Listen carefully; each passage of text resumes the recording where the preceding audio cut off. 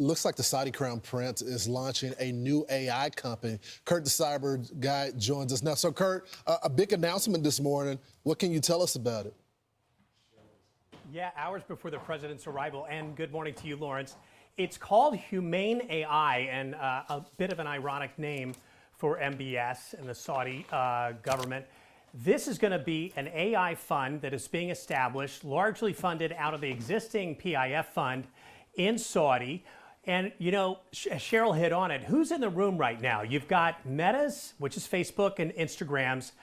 Mark Zuckerberg is there. And it says a lot who's in these images that we're seeing on the screen. Who's in that room? Another one, OpenAI, Sam Altman.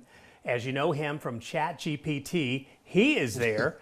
And also here, Mark Zuckerberg's friend, Elon Musk. Elon Musk in the room, of course.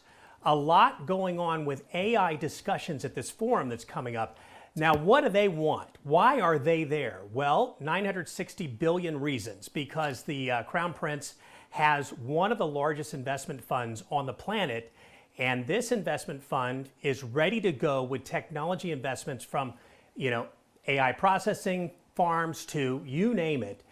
Development in this category is exploding globally, and they really want to get their hands into it, and they're trying to get their hands on that money and deals made at this conference, thanks to largely the Trump administration putting a focus on technology and the growth of technology back to the U.S. at this point in time. How would that work, Kurt? They wouldn't be competitors? If MBS has started HUMAIN, this AI company, wouldn't whoever's running ChatGPT be a competitor? How would that work? How would our American investors, how would they get access to PIF, which is the Crown Prince's company?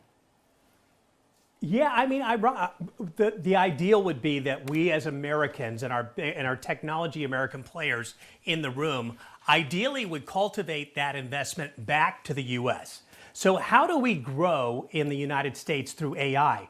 We spend money, and we spend money here on our own soil or in ownership of AI elsewhere, and then it grows the American economy and it grows us as keeping us on the forefront of AI, while really China is biting at the heels right now to try to advance beyond us. Thankfully, right now, without a lot of regulation, we're able to advance very quickly. But the bottom line here is it's about making deals with that sort of, you're either going to be my friend or my enemy. You're my competitor, or you're going to be, you know, no matter what, we're going to dance. So do you bring that dance back to the U.S.? Do you try to carve out what our nation can get out of the growth in AI with one of the world's largest funds of $960 billion? You do. You get there and you make deals. Are you suggesting that this would be more of a partnership versus when you look at China, we're concerned that they're stealing all the intellectual property when it comes to AI, essentially just lifting it, and then they say they're making it better? Yeah, they are exactly doing that. China has been famous for stealing a lot of corporate America's intelligence, including AI, including a lot of technology advances. We had a story we're tracking right now about other communist governments that are coming into the U.S. to just simply steal from us and go develop it on their own, trying to do it for less money. And in this case, this really is about what kind of deal can we put together with one of the world's largest investors.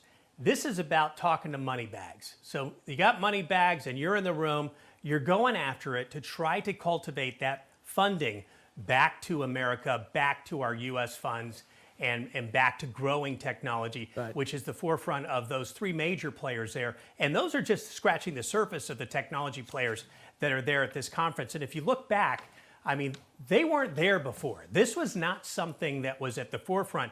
You've got a leader of this country right now going, I see something here with technology, let's play ball. And that's why you got the party going on that you're looking at on your screen. Right. Quick thing I think it's important to bring up. We need regulation with AI massively quickly. And I think, believe it or not, word is that China also wants it. They are concerned about AI getting so powerful. Their people begin to throw, they could overthrow their government.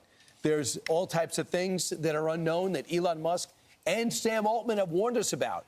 But they're saying now, almost like they're doing in college sports, I need the government to come in with some regulation. They introduced some last week. It didn't go over. Tristan Harris has talked about that. but David Sachs is in charge of that. We have an AI czar now. He is there, and he is extremely well respected and unbelievably successful out in Silicon Valley. And just a side note to Saudi Arabia's security, keep Elon Musk and Sam Altman away from each other. They hate each other, and they might take swings, right? Yeah. I mean, you don't know if it could degenerate. Brian, you're right. You're Kurt. right, but you know what you want to look for here is that, I'm sorry, go ahead, No, Anne. you go ahead. What do we want to look for? I was just going to say that what we're looking for here is when you put up a lot of regulation, and yeah, you're right, Brian, we need that. We need some kind of guardrails on this because, yes, the machines will come after us and they'll get us. They'll outsmart us. They're already outsmarting us now. They just don't have the weapons or the ability physically to get to us just yet, but we're right around the corner. So yeah, we need the guardrails, but at the same time there's a balance. The more guardrails you put on, when others are not putting on those, the less kind of innovation you're going to see. It's such an accelerated moment. It's one of those things where you either win the game or you don't. You're either the player or you're not in the game. And the more regulation you pour into the mix, the tougher it is to get anything done. So how do you get the whole world to agree to one set of guardrails? Good luck with that. It's just a real tough play. And one of those things where we might have to just clean up the mess after some advancements done. I hate to say that, but it's probably the reality of where we're going, which is just get it done. Now let's rein it back in before it kills us. Right, and we'll talk more about that and all the advancements as we try to make the world a better place.